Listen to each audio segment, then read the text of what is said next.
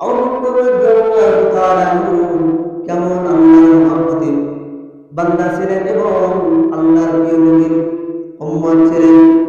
সাহাবী হযরতে আবু বকর রাদিয়াল্লাহু তাআলা আল্লাহর নবী অনেক বলে দিয়েছেন, আবু বকর আমি তোমাকে নিয়ে হিজরতে যাব। রহমাতুল আলামিন অনেক বলে দিয়েছেন, আবু বকর তুমি শুনে নাও, তুমি আমার হিজরতের সাথী হবা। আমি যে কোনো টাইমে তোমাকে এসে আমি বলবো, আবু বকর তুমি রেডি হও, তোমাকে নিয়ে আমাকে হিজরত করতে হবে। আবু বকর রাদিয়াল্লাহু তাআলা ওই যে বলেছে অনেক আগে, ওখান থেকে আবু বকর রাদিয়াল্লাহু তাআলা ঘুম নাই। হঠাৎ করে যখন আল্লাহর বান্দা আসলো, বললেন আপনি মক্কা থাকবেন না, মক্কা থেকে মদিনায় হিজরত করেন। আবু বকর রাদিয়াল্লাহু তাআলা কাছে যখন নবী আসলেন, আসার পর দরজাতে ওকে একটু টোকা দিছে, সঙ্গে সঙ্গে দরজা খুলে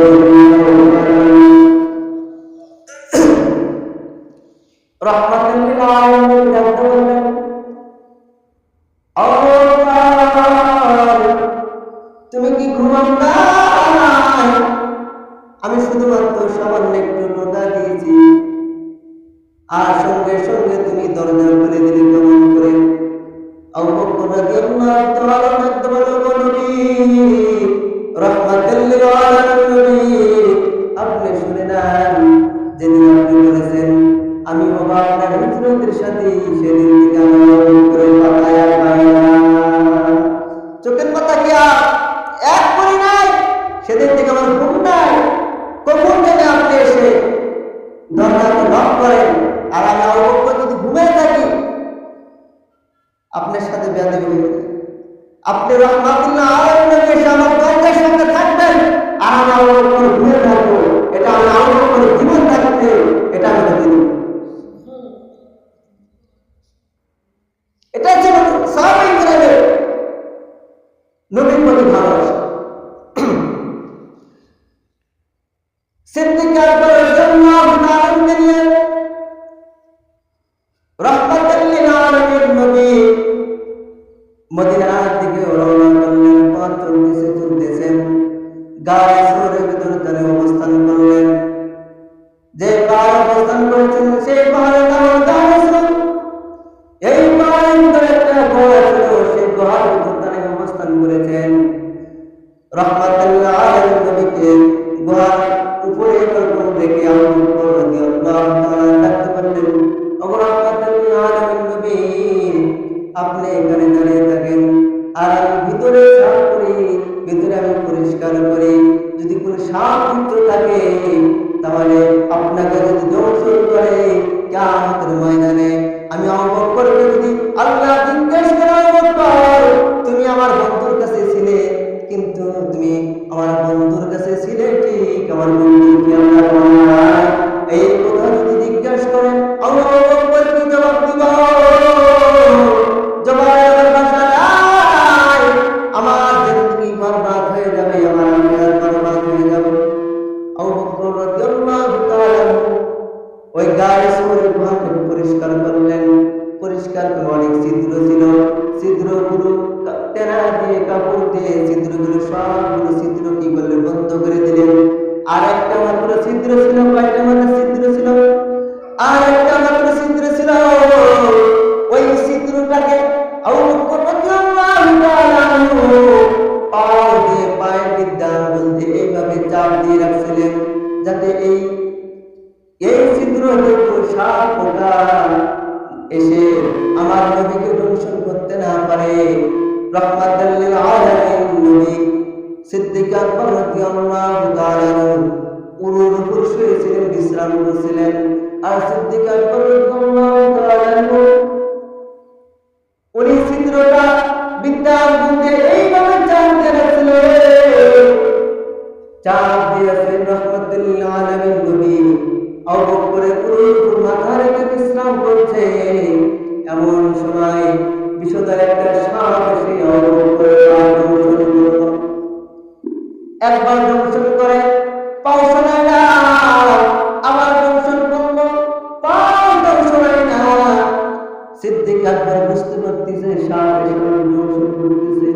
বিষের যন্ত্রণা তিনি সহ্য করতে পারতেছেন না। এমত অবস্থায় কান্নায় গান বেয়ে দাঁড়িয়ে বেয়ে রহমাতাল লিল আলামিনের আবু বকরের চোখের পানি পড়ার সঙ্গে সঙ্গে রহমাতাল লিল আলামিন নবীর কন্যায় সঙ্গে সঙ্গে রহমাতাল লিল আলামিন নবী চোখটা মিলিয়ে দিলেন। চোখটা মিলিয়ে দেওয়ার পর দেখতেছে আমার প্রিয় বন্ধু, আমার প্রিয় সাথী সিদ্দিক আকবর রাদিয়াল্লাহু তাআলা বর্ণনা করেছেন রহমাতুল লিল আলামিন তোমার কি বাড়ির কথা মনে পড়েছে? তোমার কি বিবির কথা মনে পড়েছে? না তোমার ছেলে মেয়ের কথা মনে পড়েছে? ডাকতে বললে ওগো রহমাতুল লিল আলামিন নবী, আমার বাড়ির কথা মনে পড়ে নাই, আমার ছেলে মেয়ের কথা মনে পড়ে নাই, আমি কান্না করছি। আমি ছিদ্র বোঝানোর জন্য কিছু পাই নাই, আমার কাছে কোনো কিছু ছিল না। আমি বিদ্যা আঙ্গুল দিয়ে ছিদ্রটাকে ধরে রাখছিলাম, আর এমন সময় একটা সাপ এসে আমাকে দংশন করছে, আর এই বিশেষ যন্ত্রণা সহ্য করতে পারতেছিলাম নবীজি, এই জন্য আমি কান্না করছি। রহমাতুল লিল আলামিন ডাকতে বললেন আবু বকর তুমি কান্না করছো কেন? আমাকে ডাক দিলে তো হতো। আবু বকর রাদিয়াল্লাহু তাআলা ডাকতে বললেন আমি আমার জীবন থাকতে, আমার উপরে জীবন থাকতে আর রহমাতুল লিল আলামিন নবীকে বিশ্রাম করছে, বিশ্রামে বিনোদ ঘটাবো, এটা আমার উপরে জীবন থাকতে এটা কোশ্চিন কালো সম্ভব না।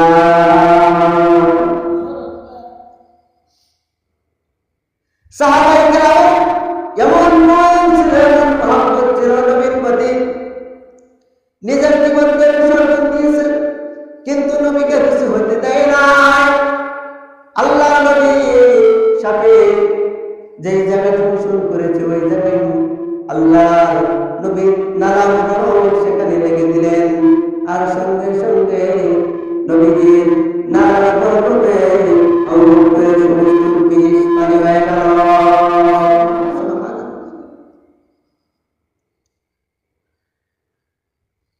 সাপটাকে জিজ্ঞেস করা হলো তুমি কেন আমার হিজরতের সাথীকে তুমি দংশন করেছ? সাপ এবার উত্তর করে আল্লাহর নবী আমি শুনেছি, অনেক আগে শুনেছি, 100 বছর ধরে আমি এই গুহাতে আছি, আমি শুনেছি আপনি হিজরত করতে এখানে আসবেন, আমি সেই দিন থেকে এখান থেকে পাওয়া যায় এই যে গুহা দেখতেছেন সবগুলো ছিদ্র আমি করেছি, কখন আপনি এই গুহার ভিতরে আসবেন আর আমি একটা নজর আপনাকে একটু দেখবো বলে এখানে অবস্থান করে আছি। আমি আবু বকর একটা সময় দিয়েছি আমার কি আমি বুঝতে পেরেছি আবু বকরের তার চাইতে বেশি মহব্বত আপনার প্রতি। সাপটা কি করছে? আসলে ধ্বংস করছে কিসের জন্য?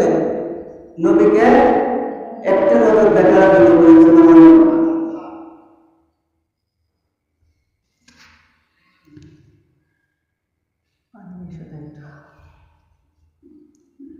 তো জিকির করে লা ইলাহা ইল্লাল্লাহ লা ইলাহা ইল্লাল্লাহ লা ইলাহা ইল্লাল্লাহ হাতে করে হাতে গাও পায়ে করে পায়ে গাও জবান শুনে বলে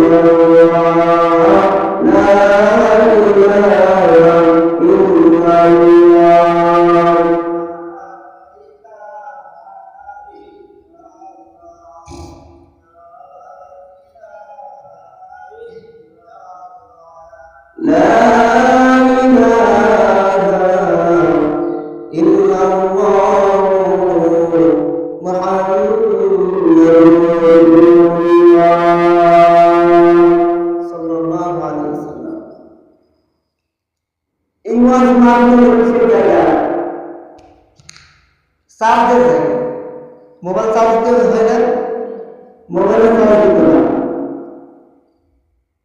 সম্পূর্ণ জিনিস কি আছে? খাবার আছে। এই কারণ ছাড়া যন্ত্র চলবে না। চলবে কি? চলবে না। জিকির ছাড়া মানুষ চলতে পারে না। তবে কথা ঠিক কিনা? অন্তরের কাজ কি?